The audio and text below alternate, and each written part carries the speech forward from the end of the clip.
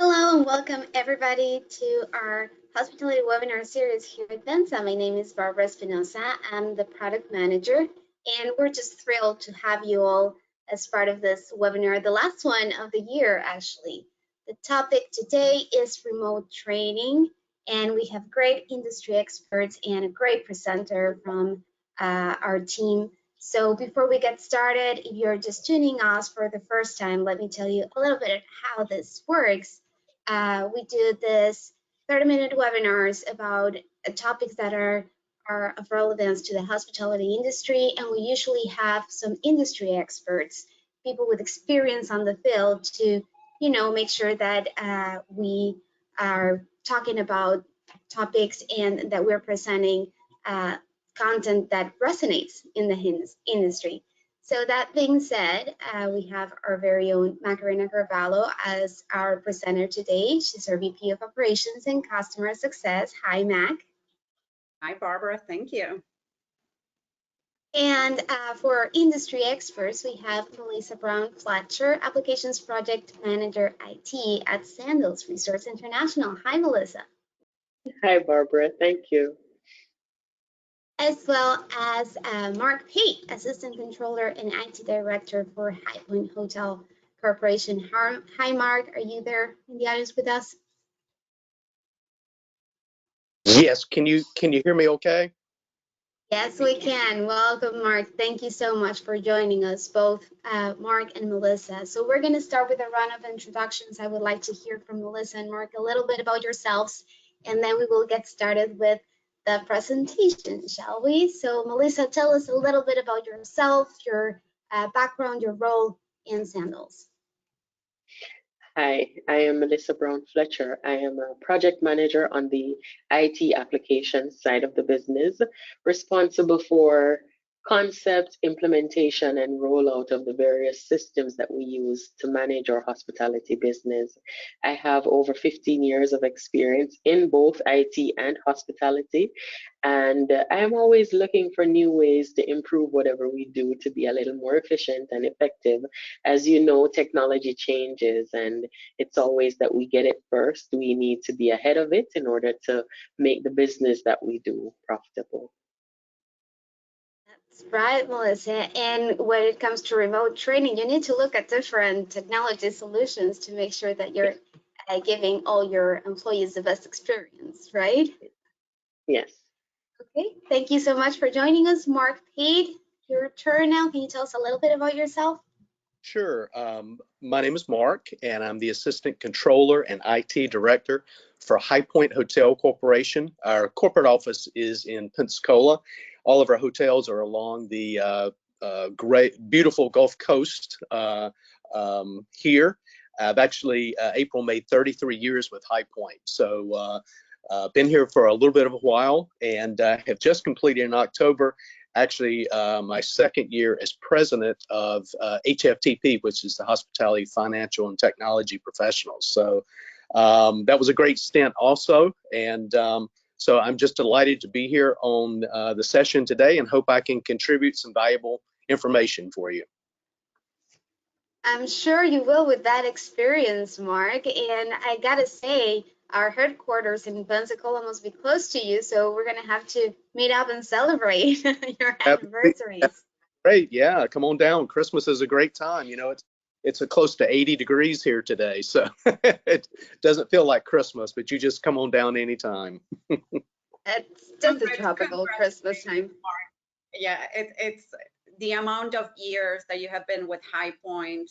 I know you started when you were 5. We need to start taking a look at those labor laws down there. Incredible. Very good. You're right on that, and I appreciate the compliment. Thank you. Very well. Thank you for joining us, Mark. Okay, so Macarena, take it away. You have a lot to cover. Remote training, it's a topic that's gaining traction since the pandemic. So why don't you tell us a little bit about it?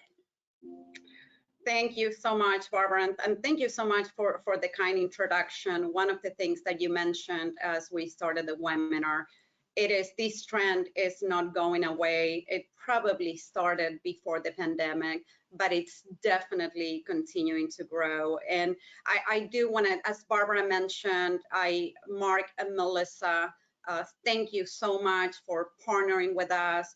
I really want to say thank you to everyone for your time and attention during this really busy time of the year, especially Melissa, Mark.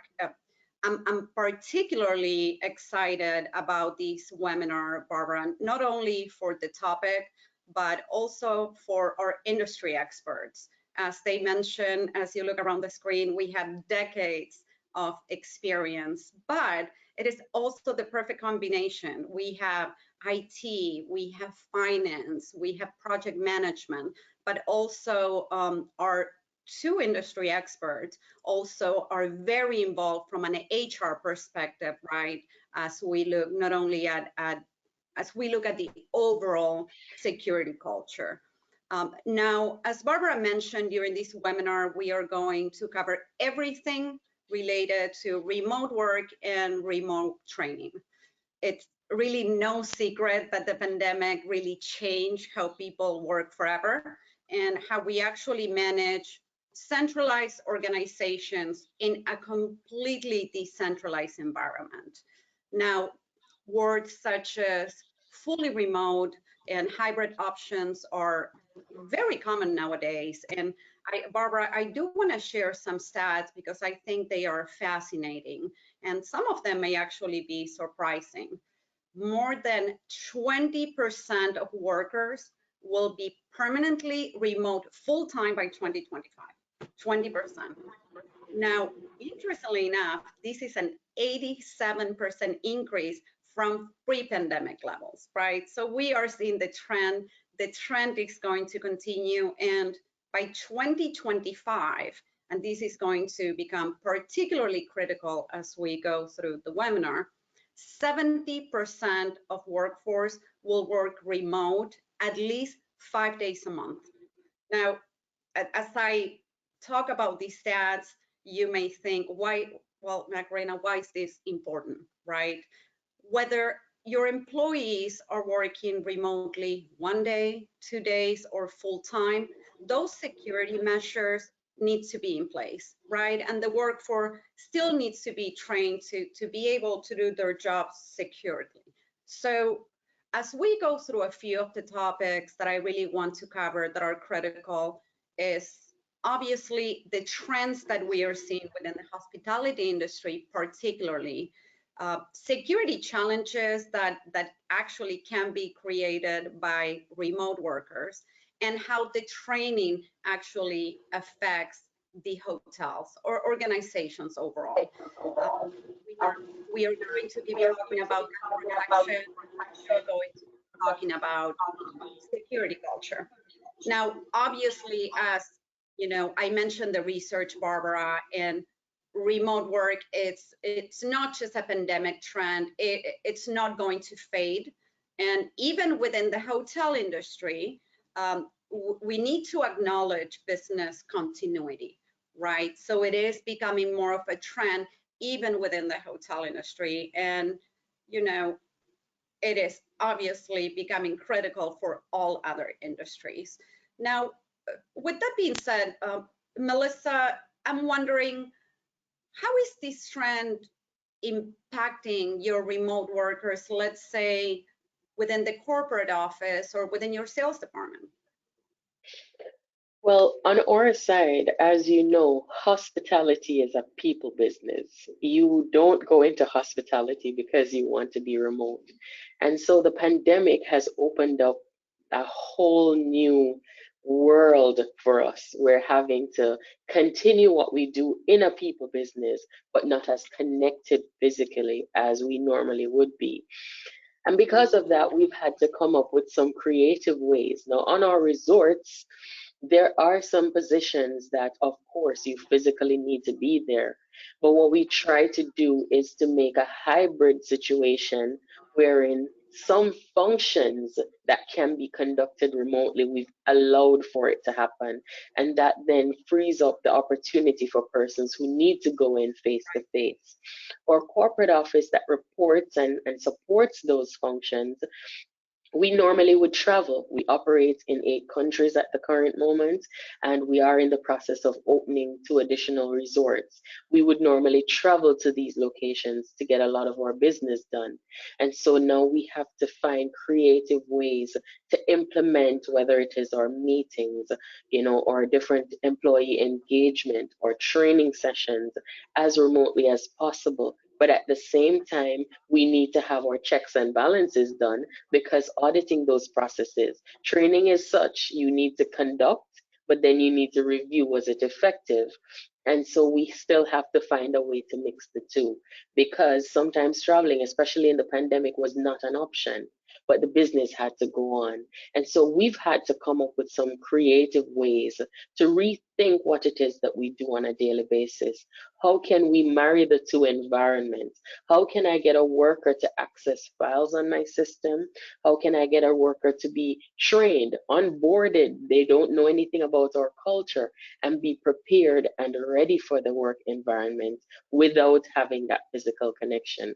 And so we've had to implement teams of people who would come together and try to figure out a way to make this work. So it has been challenging, but it had to be done. And so we've had to do it.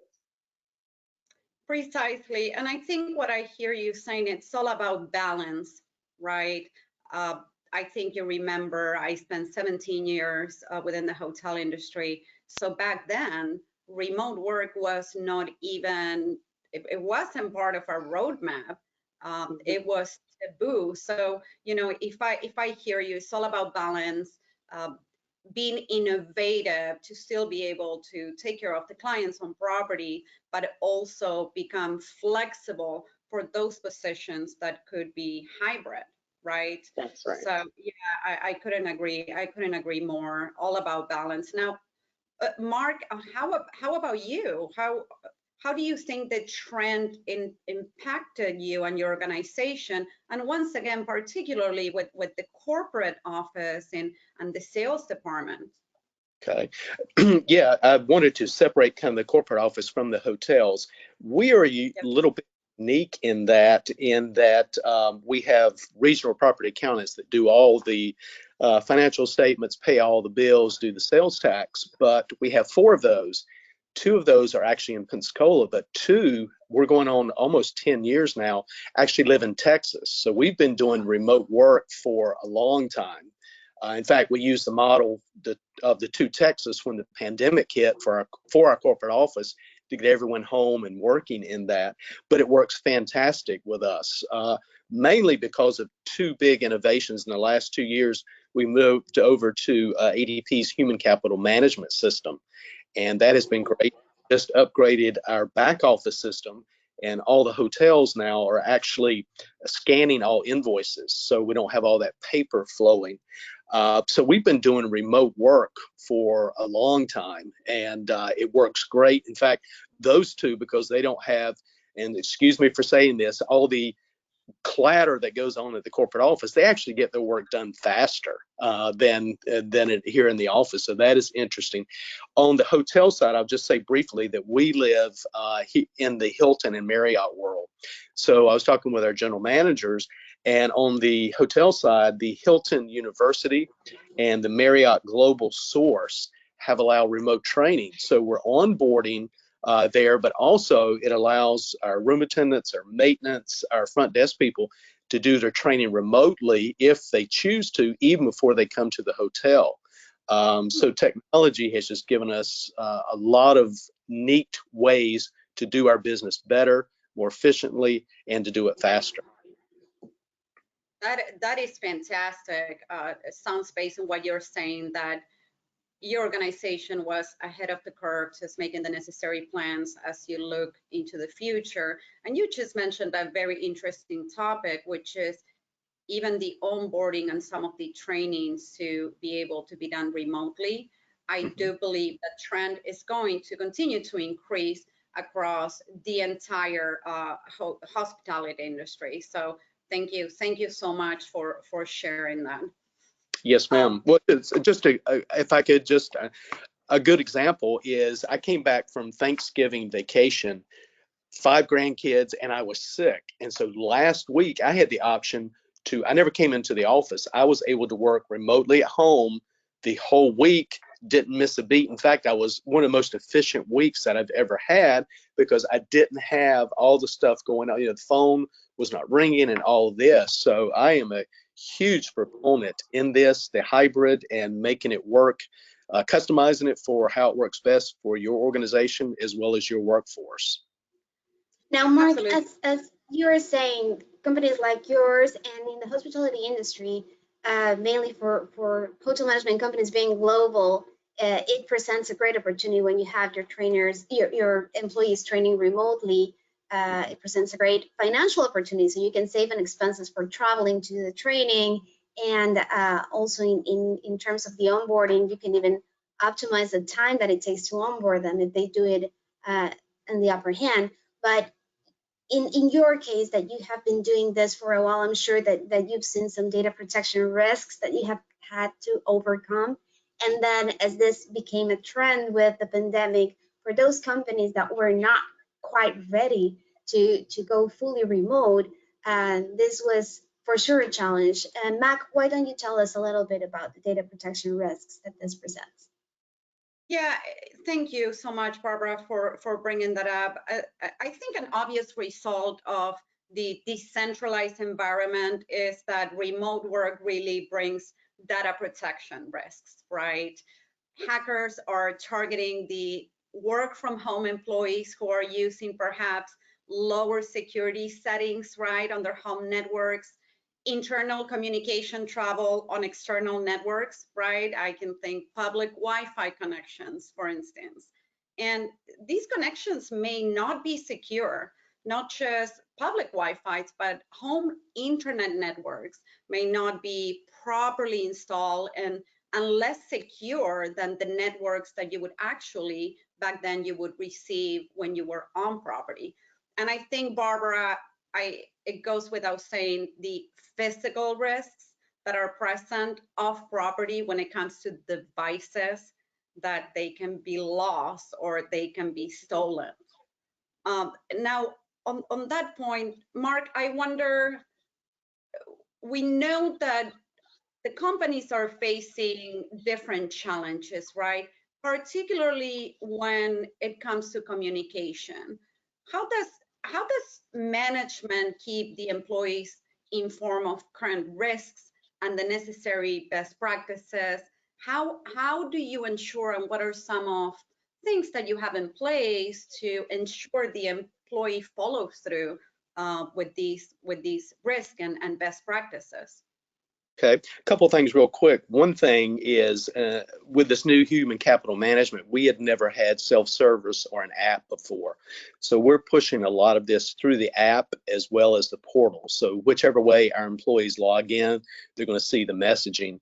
And if you forgive me, if I could put a shameless plug in, our PCI compliance vendor, our contract runs out early 2023. And so we are really hoping that we can become a Venza client early into 2023. And I know that between they and Cybertech, they can help us with this communication, training, and everything that we need. And so we're leaning heavily into those two areas to help fill this plug that fill this hole that Highpointe has right now. That's what we like to hear, Mark. Thank you so much. You have been an incredible partner, and the check is on the mail. Thank you. Okay, thank you, thank you. Now, you know, we are talking about remote work. We're talking about data risk and the consequences. So I think it's a good segue for me to talk a little bit more about the training component, right, against the fight with cyber crimes. Now, needless to say, especially with remote workers, it is all about a solid security culture. When I say security culture, I think and I hear Daniel Johnson, who is one of our one of our co-owners. It is imperative. I think we need to highlight the importance of the human firewall. I think we can probably agree that that's critical to be able to maintain that secure environment, because Mark and Melissa and Barbara, as you will know, it just takes one person in the wrong time at the wrong place to click on the wrong list on the wrong link. And as we are talking about the human firewall, I do want to put some information out there, Barbara, for our attendees. One of the latest threats that we are hearing right now is that criminals are knowing when one of your hotels are actually performing an update, and they are masking themselves to be able to get full access into your network, right? And they usually target that employee that's working at the front desk, and it's doing the update at 2 a.m. in the morning. So I think a couple of areas that I really want to draw some emphasis, Barbara, phishing. They are getting smarter. We thought phishing was going to go away, but phishing, smishing, and bishing. The hackers are getting smarter, but so are we, right? To Mark's point, and Melissa, I know you've been using our training for many years, being able to partner with a company that provides the training to ensure that that human firewall is prepared, and to be able to increase the awareness of vulnerabilities when it comes to public Wi-Fi, it's critical. Now, one important component as well, Barbara, mobile devices, right? Including personal cell phones, and having an efficient, and this is no news for industry experts, but having an efficient incident response plan. With remote workers, it's no longer possible to go to the office next door and say, hey, this is what's happening, what do I do next, right? So as we talk about incident response plan, it's becoming more important now than ever. I wonder, Mark or Melissa, would you say your remote workers have a clear understanding of what an incident response plan is and how to use them? On my end, I would say yes. And I must highlight as well as Mark, our current relationship with Venza has assisted us in creating a better security culture. We have employees who bring the problems to us because of those videos that they've watched from Venza to say, hey, this email looks suspicious. Sometimes it's a valid message. But because that culture is now ingrained in their day-to-day use, they're not only protecting company data, but they're willing to highlight, I got this in my personal mail. I remember an example of a few weeks ago, one of my general manager's assistants called me on my extension to say, I got this email in my personal mail. And by the look of it, it sounds like something I saw on one of those Venza training courses. And it was such a breathtaking moment to see that she remembered what she learned and that she should have highlighted it, even though it wasn't on the company device. But they actually were trying to fish for information, company related, but to her personal device. And so the partnership has helped us. And because of that, we've had to relook at our incident response culture as well, because our policies were more geared toward physical attention, walking into someone, taking a device in. If something happens, stop what you're doing and come over. But now what we've done is we have rewritten some of those policies in a way to bring in the hybrid environment that we now have to operate in. We've had to redesign some of the procedures that we have internally in order to fit the current culture, because as you said, we're not going back to face only. We have to marry the two.